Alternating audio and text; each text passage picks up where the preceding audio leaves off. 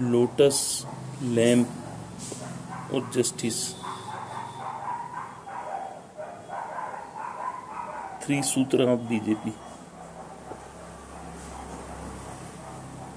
कमल का फूल, दीपक और न्याय का तराजू, 3 सूत्र हैं बीजेपी के। और ये तीनों सूत्र हिंदू मैथोलॉजी में साक्ष्य के रूप में प्रमाणित हैं। ब्रिटिश ईस्ट इंडिया कंपनी के साम्राज्य, बढ़ते साम्राज्य में बीजेपी की जो विचारधारा है, जो सूत्र हैं, उसको चिन्हित किया गया।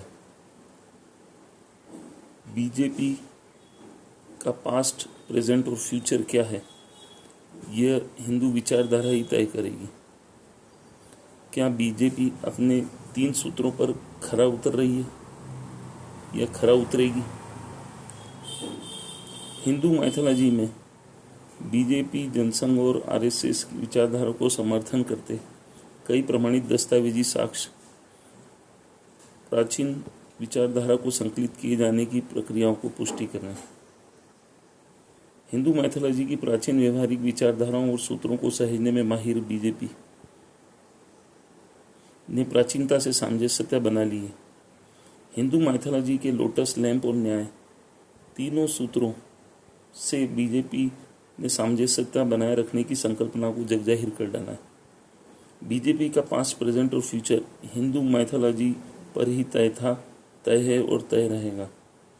हिंदू मैथोलॉजी के सूत्रों को ब्रिटिश ईस्ट इंडिया कंपनी ने लगभग 200 वर्ष पूर्व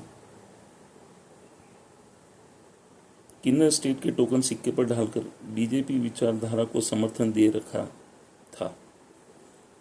ब्रिटिश ईस्ट इंडिया कंपनी ने भी हिंदू मैथोलॉजी में प्रामाणिकता को कई सिक्कों पर उकेरा है।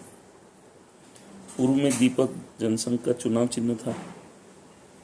वर्तमान में बीजेपी का चुनाव चिन्ह खिलता गुलाब का फूल है और न्याय का तराजू संघ विचारधारा को सर्वमान्यता प्रदान कर रहा है।